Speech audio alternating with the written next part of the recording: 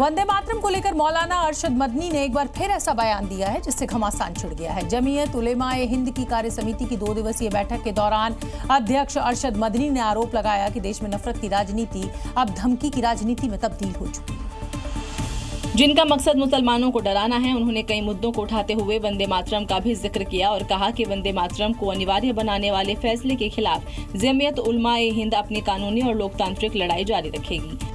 मदनी के इस बयान के बाद एक तरफ जहां साधु संत भड़क गए तो वहीं मौलाना भी मुद्दे को मजहबी ना बनाने की नसीहत देते नजर आए।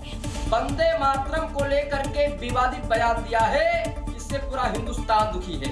ऐसे मौलानों को हिंदुस्तान में कोई जगह नहीं होनी चाहिए।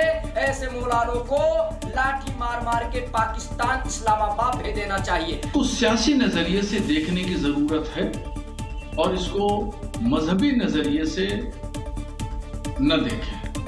अगर ये नजरिया तब्दील कर ले इंसान तो कहीं कोई विवाद खड़ा ही नहीं होता है।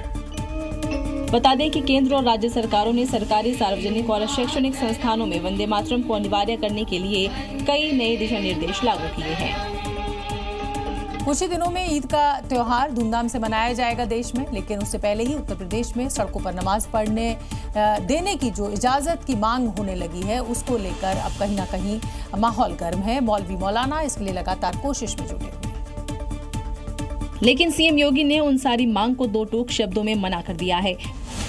नमाज पढ़नी आवश्यक है, आप शिफ्ट में पढ़िए, हम उसको रोकेंगे नहीं, लेकिन सड़क पर नहीं। प्यार से मानेंगे ठीक बात है, नहीं मानेंगे तो दूसरा तरीका अपनाएंगे।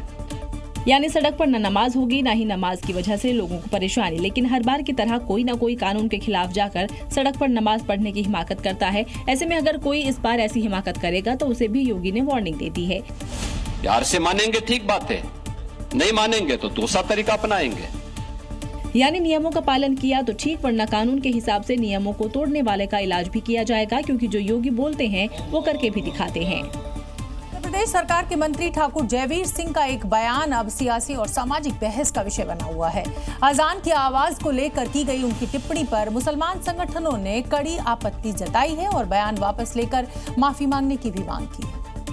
दरअसल यूपी सरकार में पर्यटन और संस्कृति मंत्री जयवीर सिंह ने अजान की आवाज से परेशान होने की बात कही। 4 बजे ईद का टाइम होता था, मस्जिदों के अजान इतनी जोर क्या के पढ़ते थे, नींद को तो भटक हो जाती, रमजान नहीं हुआ। निश्चित सीमा के अंदर, एक साउंड की सीमा के अंदर बजाइए, सभी लोग उसका पालन करें। और शुरू हो गया राजनीतिक और सामाजिक विवाद। अगर आप अजान को देखिए तो फिर आप मंदिर में भजन को और मंदिर में जो सुबह सुबह घंटे बजते हैं उसको भी देखिए। जो लाउड स्पीकर पर भजन होता है मंदिरों में, उस पर भी नींद में खलल होता है। अजान के सिलसिले में जो एक वजीर ने बयान दिया है वो हाईली कंडेमनेबल है और कंसर्न मिनिस्टर से इस बात की अपील करते हैं कि उनको चाहिए कि अपने इस बयान को वापस लें और मुसलमानों से माफी मांगे।